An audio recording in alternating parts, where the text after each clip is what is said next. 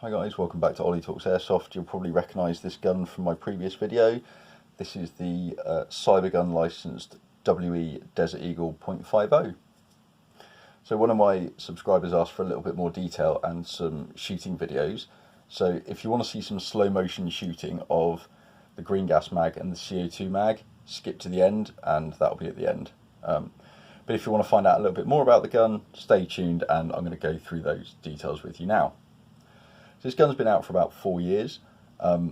It's, as far as I'm aware, this is the third Desert Eagle to come out. So there was a Tokyo Marui version, which was all plastic, about 150 quid, and you could buy a Garda full metal kit to basically turn it into something pretty similar to this. That was also about another 150 or so pounds, so the whole package would cost you about 300 quid. KWC came out with one as well, which was half plastic, half metal. That again was a CO2 one, and I believe it even had a full auto function on it. But again, that wasn't really something that got me. I was more excited to just have a full metal Desert Eagle that I could just buy and use, didn't have to buy any upgrade kits or anything like that. At the time that I bought this, about maybe 9 months ago, they didn't have CO2 mags, and they actually came out a few months ago, and I decided to go out and pick one up, and that was the reason for my my previous video. But let's give you some detail on just the gun itself. So let's start off with the externals. The entire thing is made of either zinc or aluminium. There are some absolutely awful plastic grips here. Probably my least favourite part of the entire gun. They're just a letdown. I don't know whether it's possible to get aftermarket grips. It's something I should really look into. It may even be possible to get some real steel grips and put them on. Who knows, I might investigate that and talk about it in a future video. Anyway, I've got a magnet here. So the only parts that I could find that are steel is the screw that's holding the safety and this pin that's going through, the trigger pin that goes through for the slide release as well. Other than that, it's there is no steel. So I've got a set of scales in front of me here as well. So I think it's probably good if you see just how much this thing weighs. So that's 1,350 grams. And if we were to swap out the green gas mag for a CO2 mag, we get it up to almost 1,400. Now, bear in mind, the real gun weighs 1,900 grams. I didn't actually check whether that was the loaded weight or not, but either way, we're about 500 grams short, which is pretty good for an airsoft replica. So one of the other things that really attracted me to this gun was the fact that it's the first time a Desert Eagle has come out and it's got full travel. What that means is, basically, it travels all of this distance here. Each time a round is chambered, which represents roughly the size of a 50 caliber round.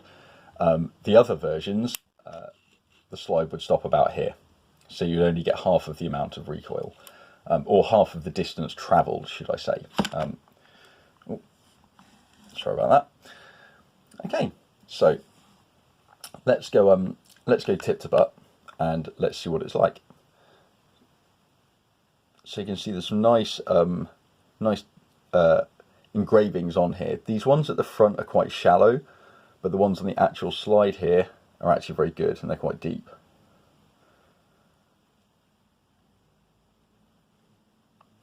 You can see you can see the two-tone of some of these additional parts.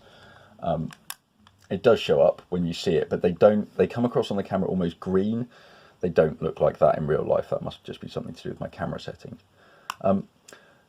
There is a serial number on here. I don't actually know if that's an individual one, but I'm not really that bothered, to be perfectly honest. There's also Magnum Research Inc., Minneapolis, Minnesota, USA. Correct me if I'm wrong.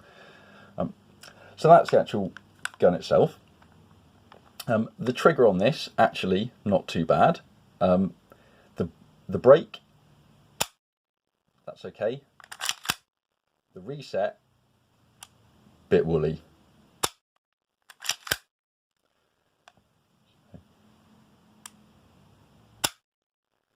Not the greatest, but then I have had considerably worse than that before.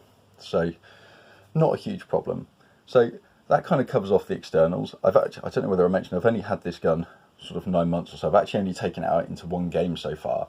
And at that time I did not have this CO2 mag, I only had the green gas mag. So I've actually only got a few kills with this and haven't really had a chance to sort of test the hop up, try different weights of BBs in there and things like that. It's pretty much, I got it out of the box, put some gas in the mag, put some .2s in and went out, had some fun with it. And it was just that. It was lots of fun to shoot, to be perfectly honest. So let's have a quick squiz at the internals and let's see what you get. So the way that you take this gun down, there's a button that you push here, and there's a bit that you swing around here. So it doesn't normally go until, if I push that button, it'll swing round. Now, no one ever really explained this to me, but there seem to be two ways that you can disassemble this gun. You can either leave this bit and essentially grab the barrel there. So this is where you would adjust your hop up, just with an Allen key through there. And obviously you can see this is the bolt face, and you can kind of see, I don't know whether you can see the hot rubber in there, but it is engaged slightly. I haven't managed to turn it on a little bit. So let's just put this back together. So it goes like that, and there, the whole thing is back to being in one piece. The other way to disassemble is to press the button, swing it, and grab the whole slide.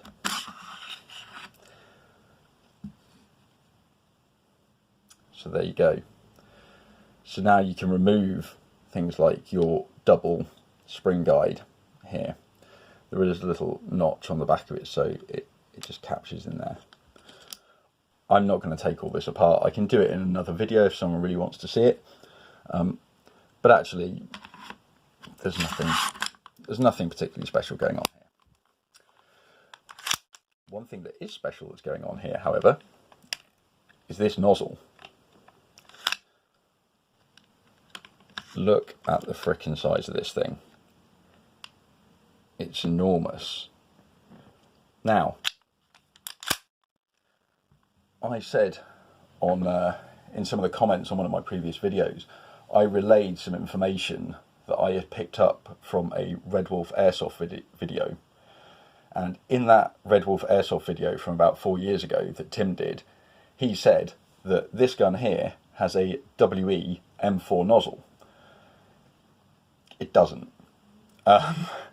WE sell a separate Desert Eagle nozzle for this. I can understand why he would think that, and he does say that it has an M4 hop-up, which I actually don't have a WE M4 rifle to test, but I will take him at his word on that. But with regard to the actual nozzle being maybe the size of a GBBR, but it is not a GBBR nozzle. It is a Desert Eagle nozzle for this particular Desert Eagle. So apologies for any confusion that I caused in the comments on my previous video. But yeah, I went back and fact checked myself. So yep, there you go. If I'm wrong, I will admit it. I don't want anyone to waste their money. I've certainly wasted enough money over the years on stupid airsoft things which have turned out to be BS. But either way, I don't want this to turn into a big rant about how I bought an M4 nozzle and should have fact checked myself, because that's my fault, isn't it? That's entirely my fault. So probably the last thing to go over. So internals not bad. Huge nozzle, so you do get some really nice recoil. Actually, the externals are okay, but I certainly can't speak for how they're going to last long term. The guy that I spoke to in the comments said that his outer barrel has actually cracked. The only way that I can think that can happen is because there is actually some movement here. If this is pushed backwards as the slide slams forward, I don't know whether that may cause some cracks or some fractures somewhere. It is possible. It is possible. I mean, these things, like, you know, I mentioned in the comments, these things are mass produced. You know, they'll be putting thousands of these off the production line at a time. So unfortunately, yeah, you do get some duds. I've had a brand new TM pistol out of the box with a broken nozzle before. Unfortunately, that's how it goes. Anyway, now we're going to move on to the shooting part, so stay tuned.